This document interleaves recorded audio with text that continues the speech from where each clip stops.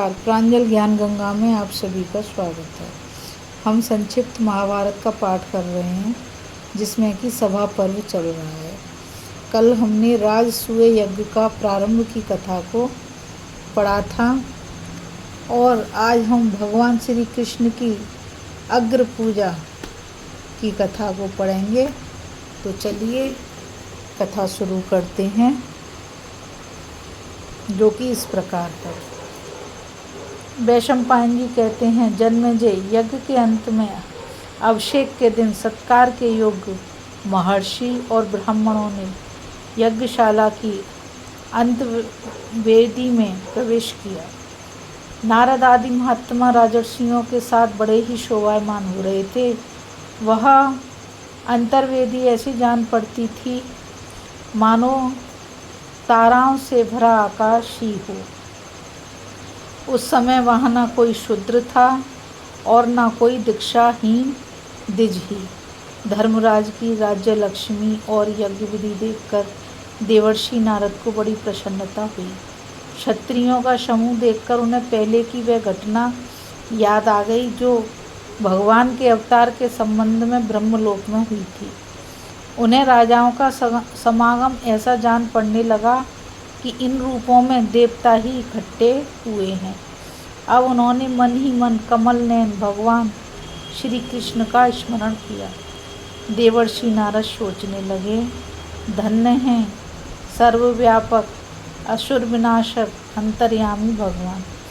नारायण ने अपनी प्रतिज्ञा पूर्ण करने के लिए क्षत्रियों में अवतार ग्रहण किया है, जिन्होंने पहले देवताओं को वह आज्ञा दी थी कि तुम लोग पृथ्वी में अवतार लेकर संहार कार्य पूरा करो और फिर अपने लोकों में आ जाओ। वही कल्याणकारी जगन्नाथ भगवान श्री कृष्ण यदुवंश में अवतीर्ण हुए हैं। देवराज इंद्र आदि समस्त महान पुरुष जिनके बाहुबल की उपासना करते हैं, वही प्रभु यहाँ मनुष्य के समान बैठे हैं। स्वयं प्रकाश महाविष्णु इस बलशाली क्षत्रिय वंश को अवश्य ही पुनः निगल जाएंगे। भगवान श्री कृष्ण ही समस्त यज्ञों के द्वारा आराध्य सर्वशक्तिमान एवं अंतर्यामी हैं। इस प्रकार के विचार में देवर्षि नारद डूब गए। उसी समय महात्मा भीष्म ने धर्मराज युधिष्ठिर से कहा, राजन, अब तुम सब समागत राजाओं का यथा योग्य सत्कार करो। आचार्य, ऋतुज संबंधी, स्नातक, राजा और प्रिय व्यक्ति को यदि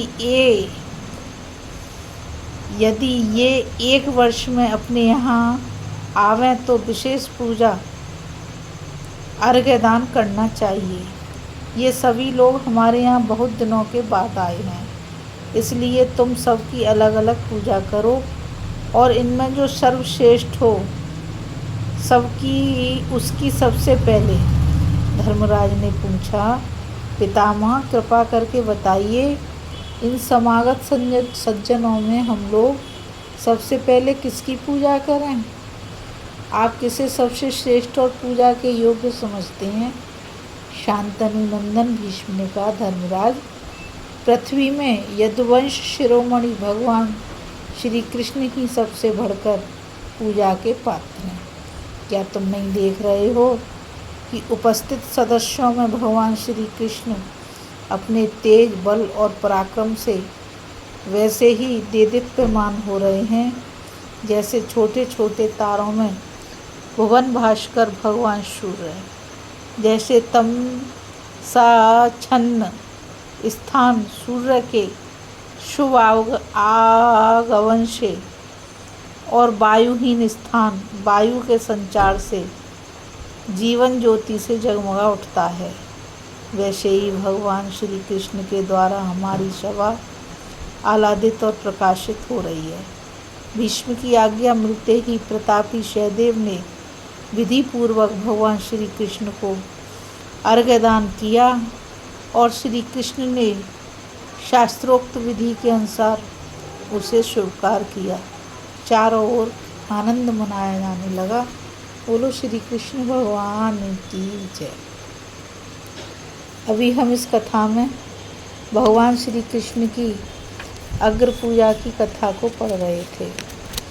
कल हम शिशुपाल का क्रोध, युधिष्ठिर का समझाना और भीष्मादि का कथन की कथा को पढ़ेंगे। इस कथा में आज इतना ही। मुझ गीता रावत को आज्ञा दीजिए। कल फिर मिलेंगे एक नई कथा के साथ। और मैं आप सभी से यही कहना चाहूँगी कि आप सभी इस चैनल को ज़्यादा से ज़्यादा लाइक, शेयर और सब्सक्राइब करिए, ताकि यह अद्भुत ज्ञान अधिक से अधिक लोगों तक पहुंच सके और अधिक से अधिक लाभ इसका सभी को मिल सके। राधे राधे, जय श्री कृष्णा, नमस्कार।